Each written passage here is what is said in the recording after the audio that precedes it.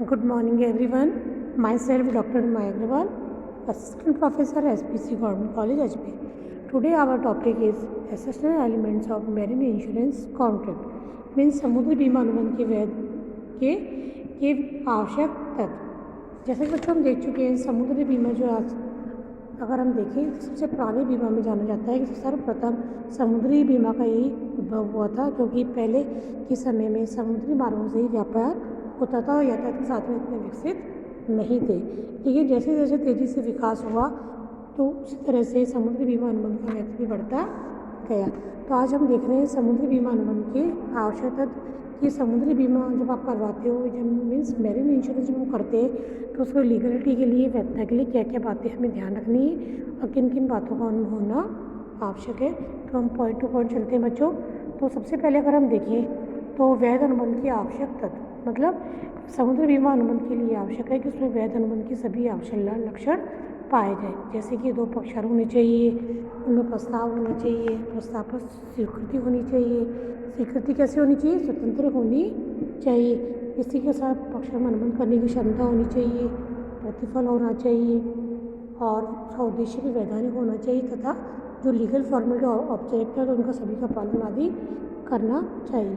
यानी कहने का आशय यही है कि समुद्री बीमा अनुबंध के लिए सबसे पहले जो अगर हम देखिए मेजर जो सबसे पहले जो तत्व है वो है वैध अनुबंध के सभी आवश्यक लक्षण होना। यानी जब वैध अनुबंध के लक्षण पाए जाएंगे तभी आप समुद्री बीमा अनुबंध आपका वैध माना जाएगा। तो सेकंड बिंदु जो हमें बात ध्यान रखनी है वो ये है बीमा योग्य हित, इंश्योरेबल इंटरेस्ट। तो बच्चों इंश्योरेबल इंटरेस्ट का जो सिद्धांत है वो हर प्रकार की बीमा में लागू होता है। तो बीमा योग्य हित का सिद्धांत समुद्री बीमा में भी लागू होता है। तो बीमा योग्य हित का सिद्धांत कहता है कि जब भी व्यक्ति बीमा करवाता है तो बीमा की विषय वस्तु जिसका वो बीमा करवा रहा है उसमें व्यक्ति का बीमा योग्य हित होना चाहिए। और उसका बीमा योग्य हित बच्चों कब माना जाएगा?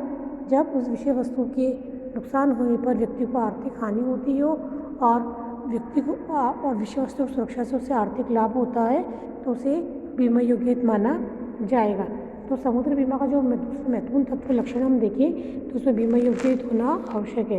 दूसरी जो महत्वपूर्ण बात हमें ध्यान रखनी वो ये है कि समुद्री बीमा में बीमा योग्य हित बीमा अनुबंध करवाते समय और जब क्षतिपूर्ति का दावा करवाते वक्त समय भी होना चाहिए। यानी दोनों ही समय बीमा योग्य अनुबंध होना अत्यंत आवश्यक है, क्योंकि यदि बीमा योग्य हित आपका नहीं होगा तो आपके लिए वो अनुबंध वैध नहीं माना जाएगा। और अगर हम देखें तो जहाज़ के मालिक का, मतलब जिसने भी जहाज़ का अपने इंश्योरेंस करवाया है उसके मालिक का जहाज़ के मूल्य तथा भाड़े की राशि तो बीमा योग्य हित माना जाता है।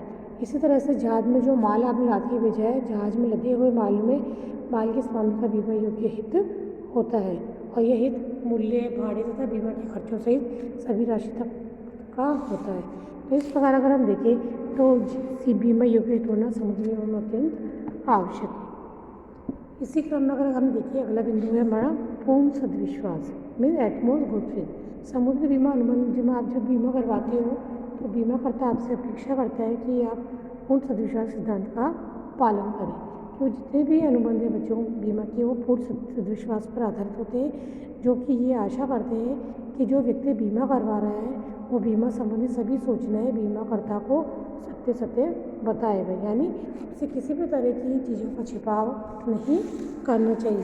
यदि वह जानबूझ के कोई जो ऐसी महत्वपूर्ण बात छिपाता है जो बीमा करने या न करने निर्णय को प्रभावित करती है तो ये माना जाएगा उसने पूर्ण सदविश्वास के सिद्धांत का पालन नहीं किया और ऐसी स्थिति में क्षति होने पर बीमा कंपनी उसकी क्षतिपूर्ति से इनकार भी कर सकती है। तो कहने का आशय यही है बच्चों, समुद्री बीमा अधिनियम की धारा 20 तथा 21 में ये महत्वपूर्ण बात स्पष्ट की गई है कि जब भी आप बीमा करवाएं तो बीमित करवाने वाले व्यक्ति का दायित्व बनता है कि वे सभी बातें जो बीमा करने या न करने के निर्णय को प्रभावित करती है और जो बीमा में महत्वपूर्ण स्थान रखती है उन सभी की सूचना या जानकारी बीमित व्यक्ति को बीमा कंपनी को प्रदान करनी चाहिए, स्पष्ट करनी चाहिए। उसमें किसी भी तरह का छिपाव नहीं करना चाहिए। यदि इस प्रकार की किसी भी जानकारी को प्रकट नहीं करता है तो समुद्री बीमा अधिनियम की जो धारा 22 है वो कहती है कि यदि कोई बीमित या उसका एजेंट बीमा अनुबंध के लिए कोई ऐसा विवरण देता है या कथन करते कहता है जो असत्य है या कोई बात जो छिपाई है तो उसे बीमा अनुबंध को वैध घोषित कर दिया जाएगा और ऐसी स्थिति में जो उसने बीमा करवाया उसे कोई मायने नहीं रह जाएंगे और क्षति अगर हो जाती है तो उसके लिए बीमा कंपनी जिम्मेदार नहीं मानी जाएगी। इसी क्रम में अगला बिंदु हम लेते हैं आश्वासन का सिद्धांत। देखिए बच्चों, आश्वासन का सिद्धांत समुद्री बीमा में एक शर्त की तरह माना गया है, क्योंकि आश्वासन का पालन न करने पर भी बीमा अनुबंध को रद्द समझा जा सकता है। अब सामुदायिक बीमा अनुबंध में दो प्रकार के आश्वासन शर्तें होती है। एक तो होती है गर्भित आश्वासन और दूसरा होता है स्पष्ट आश्वासन। तो गर्भित आश्वासन को अगर हम देखें तो ऐसे आश्वासन से होता है जिसको स्पष्ट करने की आवश्यकता नहीं पड़ती है। ये आश्वासन स्पष्ट शर्त से बीमा अनुबंध के दोनों पक्षकारों तय नहीं भी करें तो भी माना जाता है कि आपस में शर्तें तय कर ली गई, उसे हम गर्भित आश्वासन कहते हैं। इसी प्रकार जो हमारे स्पष्ट या प्रत्यक्ष आश्वासन होते हैं उसमें जो पक्षकार होता है वो इस गर्भित आश्वासन के अतिरिक्त बीमा अनुबंध के लिए आवश्यक होता है कि दोनों पक्षकार स्पष्ट आश्वासनों के अनुसार भी कार्य करें। यदि स्पष्ट आश्वासन से कार्य नहीं किया जाएगा तो पीड़ित पक्षकार अनुबंध को रद्द मान सकता है। तो इस प्रकार स्पष्ट आश्वासन से आशय हम ऐसे आश्वासन से लगाएंगे जो कि दोनों पक्षकारों की सहमति से अनुबंध में लिखित रूप में ले लिए गए। तो कहने का आशय यही है बच्चों कि समुद्री बीमा अनुबंध में भी जो आश्वासन सिद्धांत है उसका भी आपको पालन करना चाहिए। अगला बिंदु है हमारा इसी क्रम में क्षतिपूर्ति। देखिए बच्चों, क्षतिपूर्ति का सिद्धांत भी समुद्री बीमा में भी अग्नि बीमा की बात ही लागू होता है। तो समुद्री बीमा अनुबंध का एक आवश्यकता क्षतिपूर्ति सिद्धांत भी माना गया है कि इस बीमा के अंतर्गत भी क्षतिपूर्ति सिद्धांत का पालन किया जाता है। इसका आशय यही है कि बीमित बीमाकर्ता से उतनी ही राशि क्षतिपूर्ति की प्राप्ति वसूल करता है जितनी कि उसे वास्तव में क्षति हुई है। वास्तविक अधिक से क्षति की राशि की प्राप्ति वो नहीं कर सकता, वसूली नहीं कर सकता, क्योंकि बच्चों हमें ध्यान रखना है बीमा लाभ कमाने का साधन नहीं है। बीमा तो केवल मात्र अपनी संपत्ति इसकी आर्थिक सुरक्षा प्राप्त करने का एक माध्यम है जिसके द्वारा बीमा करवाने पर यदि भविष्य में क्षति होती है तो उसकी पूर्ति के वचन आपको उसके बदले बीमा कंपनी देती है और जिसके बदले आप एक प्रीमियम की राशि जमा करवाते हैं। तो इस प्रकार समुद्री बीमा में क्षतिपूर्ति का सिद्धांत लागू किया जाता है, लेकिन हमें ये ध्यान रखना है कि आपको वास्तव में कोई क्षति की राशि ही प्राप्त होगी, उससे अधिक की नहीं।